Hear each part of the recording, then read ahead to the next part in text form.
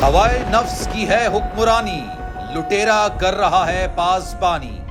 बोल न्यूज के marketing head आकाश राम ताहाल लापता, तफ्तीशी इदारे जवाब देने से कासिर। अहले खाना परेशान, बेटे की जुदाई में मां गम से निढाल।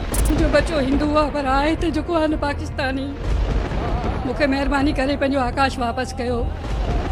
हुकूमत से बेकसूर और मुहिब्बे वतन बेटे की बाजियाबी के लिए फरियाद। आकाश राम के अगवा के खिलाफ अहले खाना की जानिब से सुप्रीम कोर्ट में दरख्वास्त दायर। सुप्रीम कोर्ट के चीफ जस्टिस उमर अता बंदियाल से आकाश राम के अहले खाना की जल्द समाअत की इस्तदा।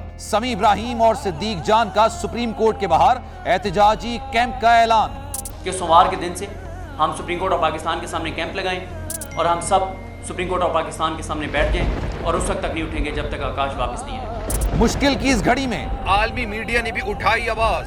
CNN, आज तक, इंडिया टुडे, टाइम्स नाउ समेत आलमी मीडिया ने आकाश राम के अगवा के खिलाफ दिया बोल का साथ। उफ क्या जुल्म है, बोल इंसाफ का मुंतजिर। सब्सक्राइब करें और बेल दबाएं ताकि कोई खबर रह न जाए।